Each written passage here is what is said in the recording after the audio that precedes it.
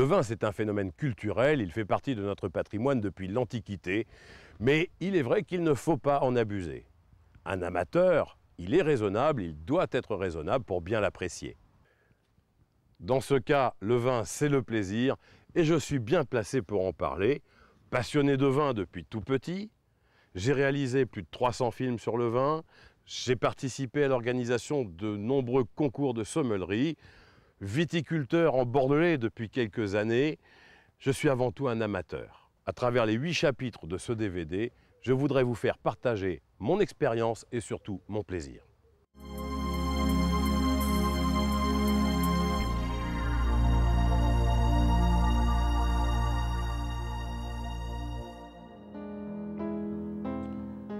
Pour faire un grand vin, le travail commence en hiver.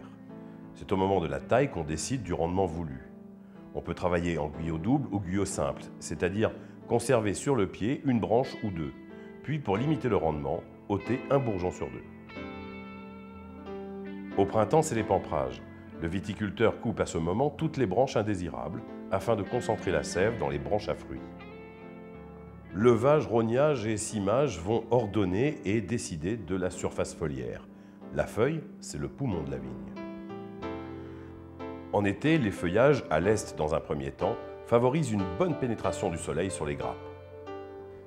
Si la nature a été trop généreuse, il faut également éclaircir les grappes et bien les répartir sur les pieds de vigne. 40 jours avant les vendanges, certaines grappes sont restées vertes. Elles n'atteindront pas la maturité optimale, il faut également les couper. Arrive le temps des vendanges. L'idéal, bien sûr, reste les vendanges manuelles. Elles permettront encore une ultime sélection et respecteront totalement le raisin. La vendange mécanique présente aussi des avantages. Aujourd'hui, les machines sont beaucoup plus sophistiquées et permettent d'intervenir sur des grandes propriétés en très peu de temps, au moment idéal de la maturité des raisins. Certains viticulteurs sont également équipés de tables de tri qui permettent d'ôter les dernières impuretés ou quelques raisins verts qui auraient échappé aux vendangeurs. Les vinifications peuvent se faire en cuve bois ou cuve inox, voire en ciment. Elles sont en général thermorégulées afin de contrôler les températures idéales à chaque moment des vinifications. Après le pressurage vient la période de l'élevage, qui durera selon les vins entre 3 mois pour certains blancs et les rosés et jusqu'à 12 à 24 mois pour les rouges. Les grands vins rouges sont traditionnellement élevés en grande partie dans des barriques de chêne qui, elles aussi, nécessitent une longue et méticuleuse fabrication.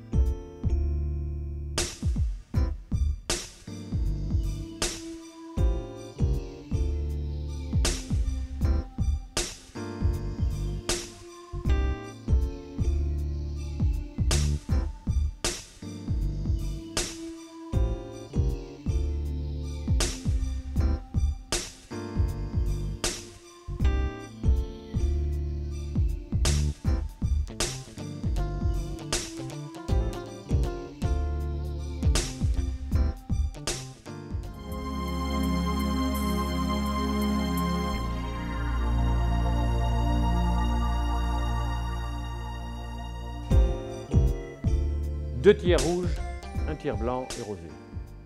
Et champagne. Alors je crois que l'important pour l'amateur de vin, ça sera le vignoble. D'aller sur place, de rencontrer les gens. C'est important de voir la bouille du vigneron.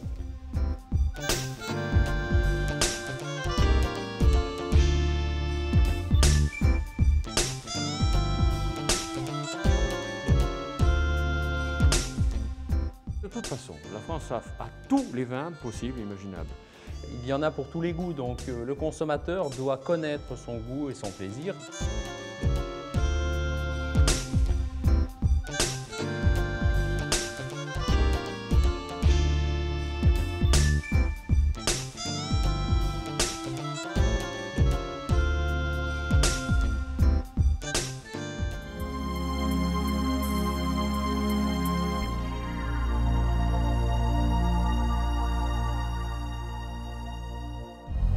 La cave, il en faut une de bonne qualité.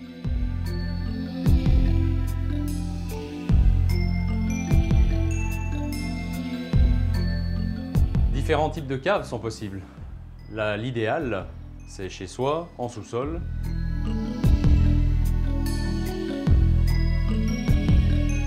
Quel vin choisir? Alors là, c'est la grande question, mais c'est ce qui est passionnant. Quand vous allez dans votre cave et vous choisissez, je comparerais un petit peu à un moment que quand vous choisissez un morceau de musique. Pour des vins très jeunes, c'est vrai qu'on est dans une société où l'on boit relativement les vins jaunes maintenant. La carafe permettra justement de développer un petit peu plus les arômes, d'arrondir les tanins, donc c'est souvent favorable. Pensez au vin blanc, bien sûr, en carafe, puisque à température toujours d'un vin blanc, servi dans une carafe, pour les grands terroirs que l'on peut retrouver en Alsace, en Bourgogne, en Rhône, la carafe sera très favorable justement pour les vins blancs, mais surtout à conserver toujours à la même température, c'est-à-dire 9-12 degrés en vieillissement.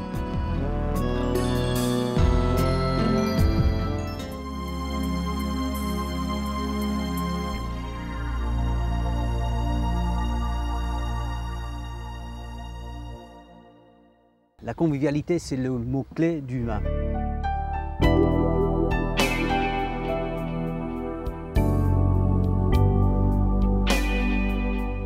La première gorgée, il faut qu'elle soit rafraîchissante.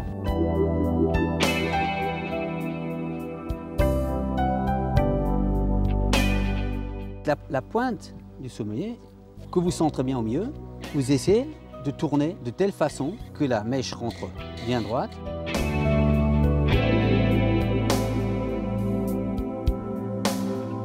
Le goulot de la bouteille au-dessus de la bougie.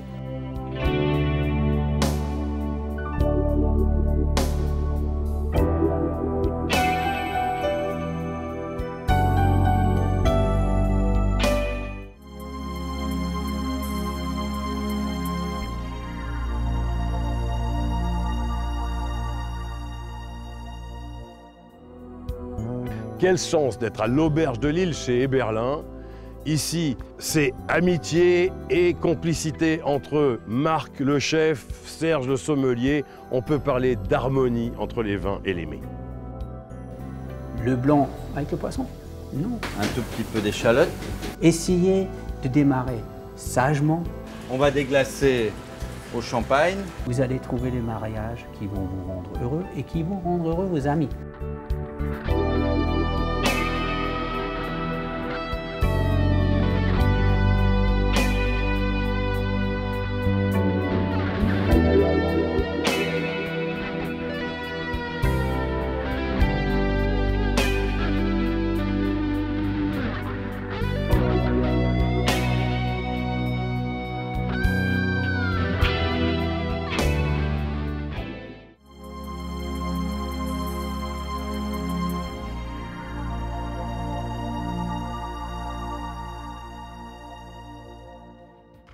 Un bon ouvrier se doit d'avoir de bons outils, un amateur de vin se doit de respecter sa passion. C'est Dominique Laporte, meilleur ouvrier de France en 2004, meilleur sommelier de France la même année, qui nous présente les outils de l'amateur de vin. Ensuite, moi-même, je vous présenterai d'autres objets qui ne seront pas forcément du goût des sommeliers, mais qui parfois peuvent se révéler bien utiles. Le premier outil du sommelier, un outil vital, le couteau sommelier. Donc il y a la particularité d'avoir un couteau, un petit levier pour soulever le bouchon et surtout une vrille à 5 spirales pour pouvoir permettre de sortir des bouchons très longs, notamment les bouchons de vieux vin et de vieux Bordeaux par exemple.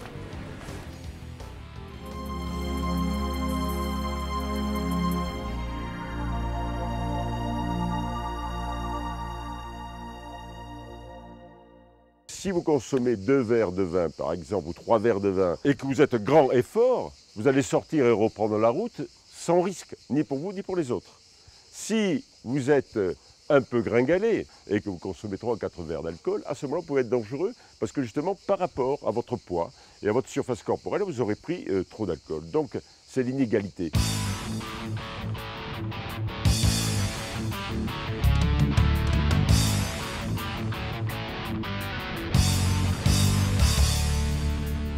dans la vie, la liberté de chacun s'arrête là où commence celle des autres.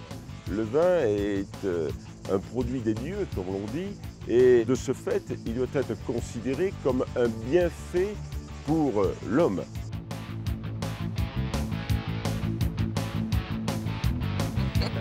Je peux conduire.